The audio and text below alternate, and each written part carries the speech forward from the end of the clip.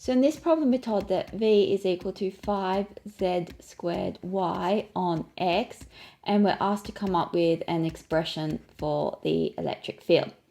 So in order to get an expression for the electric field, we going to need to differentiate V with respect to each of our variables x, y, and z.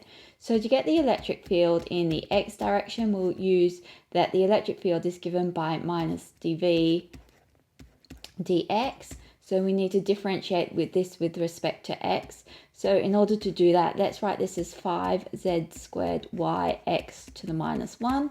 And then we're differentiating with respect to x. And when we do that, we get minus 5z squared y. This is a constant. Then we differentiate this part.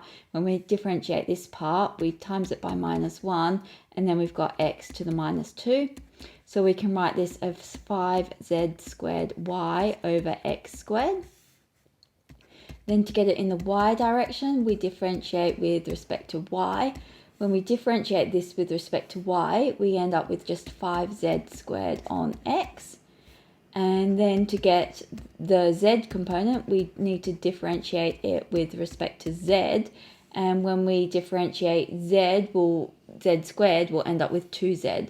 So this will be 5y on x times 2z. And we've got the negative sign. Sorry, I forgot to write that negative sign there. And we've got this negative sign here too. So this will be equal to 10yz over x.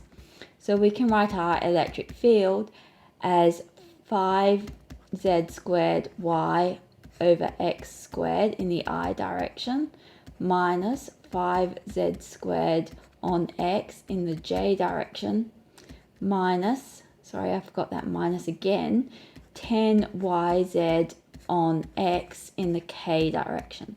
So that's our expression for the electric field.